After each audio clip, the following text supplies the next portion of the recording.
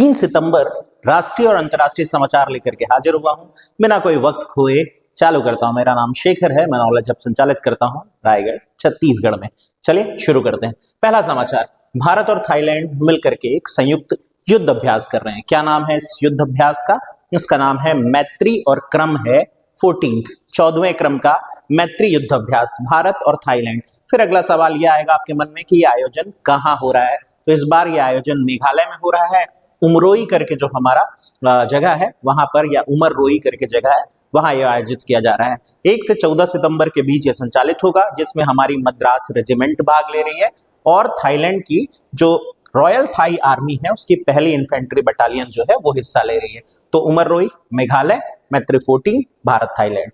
कब से हुआ है इन दोनों देशों के बीच ये सिलसिला शुरू? 2006 से। अगली न्यूज पर आते हैं। क्रिकेट महिला विश्व कप पुरस्कार राशि में वृद्धि हो गई है।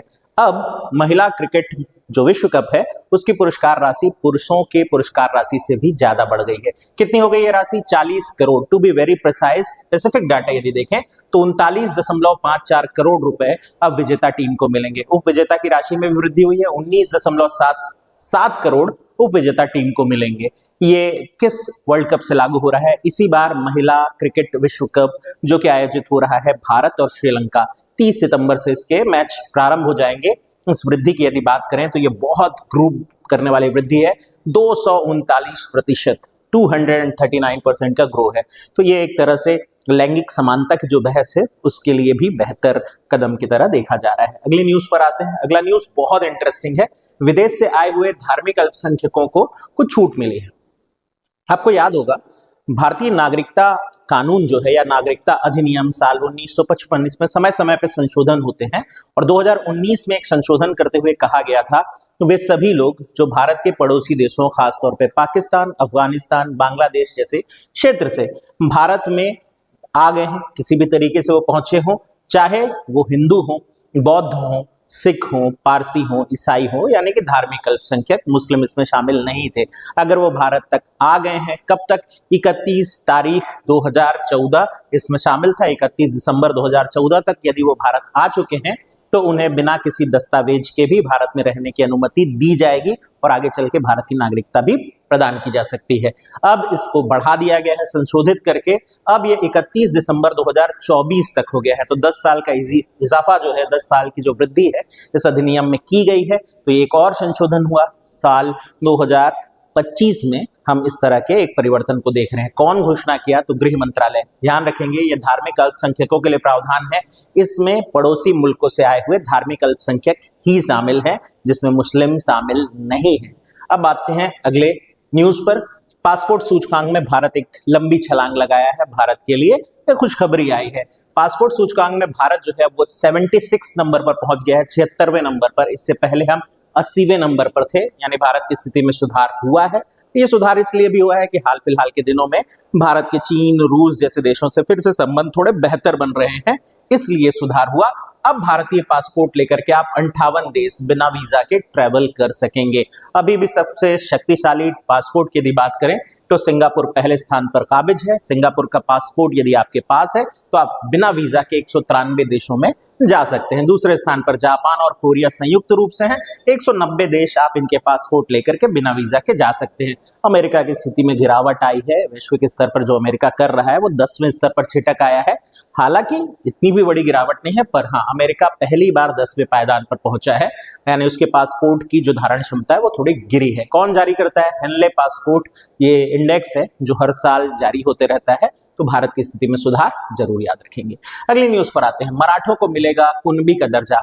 क्या है ये न्यूज? तो आप सब जानते हैं एक लंबे समय से महाराष्ट्र क्षेत्र में जो मराठा समुदाय है उन्हें ओबीसी का दर्जा देने के लिए मनोज जारंगे नाम के व्यक्ति आंदोलनरत थे। बहुत तरह तरह के उन्होंने प्रयोजन किए, अनशन भी जिसमें शामिल था, भूख हड़ताल, अनशन के अलावा रेल रोको, सड़क रोको, तमाम तरीके के प्रयास किए गए।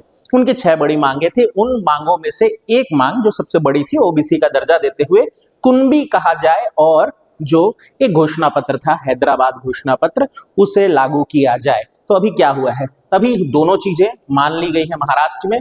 अब महाराष्ट्र में ओबीसी समुदाय के रूप में कुणबी का दर्जा देते हुए मराठों को माना जाएगा।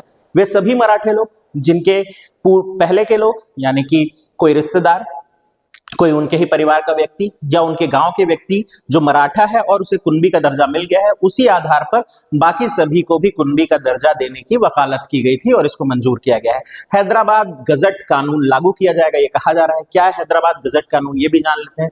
तो साल था 1918 के आसपास का समय, और इस दौर में हैदराबाद जो निजामों का क्षेत्र है, उन्होंने मराठवाड़ा क्षेत्र पर अधिकार किया था और उन्होंने एक घोषणा की थी, जिस घोषणा के अनुसार मराठों को कुणबी मानते हुए उन्हें सरकारी सेवाओं में आरक्षण देने की बात की थी। सारी लड़ाई इसी बात को लेकर थी। तो यही जो है वो फिर से चाह रहे हैं कि वो लागू हो, और ये घोषणा महाराष्ट्र की सरकार ने कर दी है। तो मनोज जारंगे का अभियान जो है या आंदोलन जो है वो एक तरह से सफल होता हुआ दिखाई दे रहा है।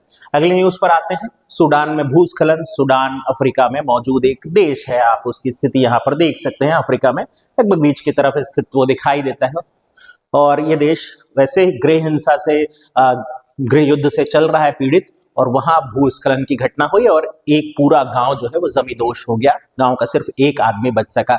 तो ये जो साल चल रहा है 2025, इसे आपदाओं का वर्ष ऑफिशियली घोषित किया जा सकता है। जितनी आपदाएं हम देख रहे हैं, चाहे वो उत्तराखंड हो, हिमाचल प्रदेश, इसके लिए तो हमने घोषित ही कर दिया है कि वो आपदाग्रस्त प्रदेश घोषित कर दिया। उत्तराखंड में भी हम प्रॉब्लम देख रहे हैं, पंजाब में बड़ी बाढ़ देख रहे हैं, हमारे यहाँ छत्तीसगढ़ में भी हालात बहुत सही नहीं, बलरामपुर में बांध टूटने की घटना है। तो ये जो साल है आपदाओं का साल घोषित कर दिया जाना चाहिए ऑफिशियली। प्रॉब्लम बहुत सारे हैं। सूडान में गृह युद्ध 2023 से चला आ रहा है। देखिए इसमें क्या प्रॉब्लम हुई। 2023 में सूडान की ही सेना और रैपिड सपोर्ट फोर्स के बीच आपस में लड़ाई हो गई, और इसके कारण बहुत सारे लोग विस्थापित हुए। ये विस्थापित लोग जिस जगह पे जाकर के बसे थे, दारफूर क्षेत्र, यहाँ एक पहाड़ी पड़ती है जेलेब मर्रा पहाड़ी, बेचारे वो अपना घर बना करके वहां रह रहे थे, और वो पूरी जगह भूस्खलन में दब गई। तो इस तरह की दिक्कतें जो हैं वो चल रही हैं अभी देश दुनिया पे। अगली न्यूज पर आते हैं। ये न्यूज बहुत इंटरेस्टिंग है और आज के सारे समाचार पत्रों की हेडलाइन थी। भारत को उसकी पहली स्वदेशी चिप तैयार मिल गई है और इसका नाम रखा गया है विक्रम। हाँ, यही विक्रम, लेकिन कमल हासन वाली नहीं, विक्रम ही नाम रखा गया है इसका। ये है वो चिप जो हमारी स्वदेशी चिप है। इसे सबसे छोटी स्वदेशी चिप या सबसे छोटी चिप के रूप में भी प्रचारित प्रसारित किया जा रहा है। कहाँ इसका उद्घाटन किया गया? सेमिकॉन इंडिया 2025 जो कि यशोभूमि में चल रहा है दिल्ली में। कल ही इसका उद्घाटन हमारे प्रधानमंत्री महोदय किए, तो वहां ये घोषित हुआ कि हमको एक नई चिप मिल गई है। 32 बिट माइक्रो प्रोसेसर है ये, और इसमें सबसे खास बात यह है कि इसकी जो ताप सहने की क्षमता है, आप देखें -55 से लेकर 125 डिग्री सेल्सियस तक ताप सह सकता है। यानी भारत जो अंतरिक्ष अभियान चलाता है, उन अभियानों के लिए ये चिप बहुत काम आ सकती है। एक और बड़ी घोषणा ये की गई कि भारत लगातार अब ऐसे चिप का निर्माण करता रहेगा और आने वाले दिनों में भारत स्वदेशी चिप ही अपने इलेक्ट्रॉनिक डिवाइस में लगाएगा। किसने बनाई है ये चिप, ये अगर पूछ लेता है तो ये चिप बनाने का काम किया है इसरो सेमीकंडक्टर लैब के द्वारा। अब है कुछ एक पंक्ति वाले समाचार जिनको जान लेते हैं बारी बारी से। दीपक मित्तल संयुक्त अरब अमीरात में भारत के राजदूत बन गए हैं। दूसरा, T20 में सर्वाधिक विकेट लेने का जो रिकॉर्ड है वो हमारे अफगानिस्तान के क्रिकेटर राशिद खान को मिल गया है। अब 165 विकेट ले चुके हैं T20 मैचों में। इससे पहले टिम साउदी 164 जो न्यूजीलैंड के खिलाड़ी थे। इसके बाद प्रोफेसर PK प्रजाति लिखा गया, माफी चाहूंगा इसके लिए, all India institute of Ayurveda के नए निदेशक बन गए हैं। नेपाल और भूटान, हाँ ये एक न्यूज बड़ी इंटरेस्टिंग है। नेपाल और भूटान दो ऐसे देश हैं, हमारे पड़ोसी भी हैं।